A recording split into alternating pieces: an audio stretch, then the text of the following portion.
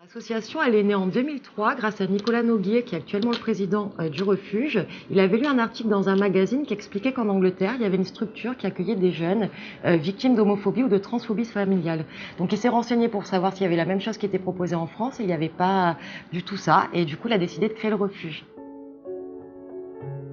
Le refuge fonctionne en antenne et en délégation. Du coup, il y a 15 antennes et 15 délégations. Donc, on a plusieurs missions. On va proposer d'abord à des jeunes âgés entre 16 et 25 ans, victimes d'homophobie ou de transphobie familiale, un hébergement temporaire, un accompagnement social global avec des travailleurs sociaux professionnels, un accompagnement psychologique avec des psychologues vacataires, un accompagnement juridique et un accompagnement médical.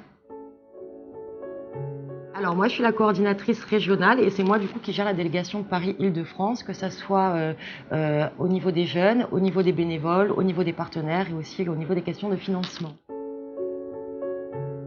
J'ai choisi le refuge par hasard. J'avais vu un reportage il y a quelques années où j'avais rencontré du coup ces jeunes, là, victimes d'homophobie. Je me disais ça peut pas exister. Et puis fatalité, j'ai postulé à une offre d'emploi par hasard où on me proposait de faire de l'écoute par rapport à un jeune public victime d'homophobie ou de transphobie familiale. J'ai postulé, j'ai été prise et j'en suis ravie. On utilise plusieurs moyens, les réseaux sociaux. Donc, on a un groupe sur Facebook, on est très suivi par Twitter et puis on a un Instagram.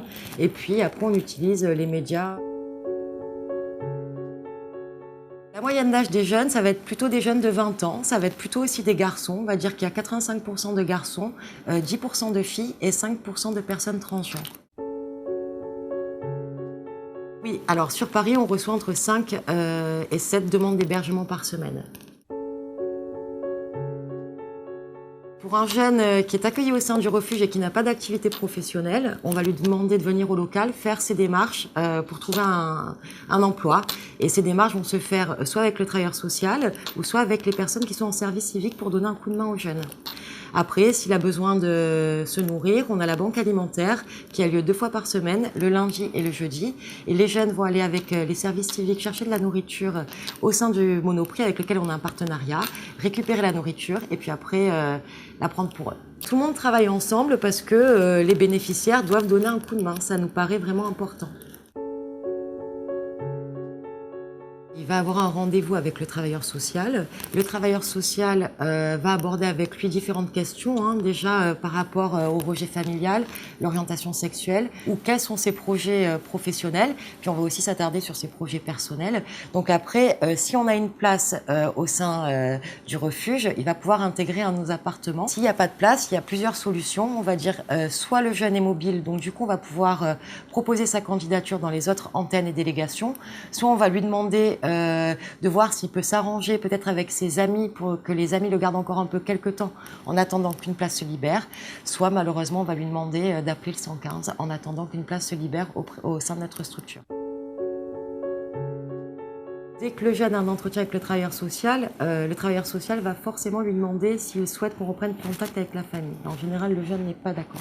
Il y a des jeunes qui vont petit à petit reprendre le contact avec leur famille, ou sinon c'est les familles qui vont reprendre contact avec le jeune. Mais bon, quand même le mal est fait, donc il faut essayer de se construire différemment et essayer de, de vivre avec tout ce qui s'est passé. On a des partenariats du coup avec des médecins généralistes, des médecins spécialisés. Les jeunes peuvent aussi avoir accès à un psychiatre s'ils en font la demande. Et puis ils sont suivis surtout par des psychologues. Voilà. Et puis après, on développe en parallèle aussi ce qu'on va dire un projet bien-être. Où on va faire appel à d'autres techniques, que ça soit le yoga du rire, la relaxation, la sophrologie, l'hypnothérapie, la PNL. Donc ce sont toutes des autres possibilités que les jeunes puissent avoir.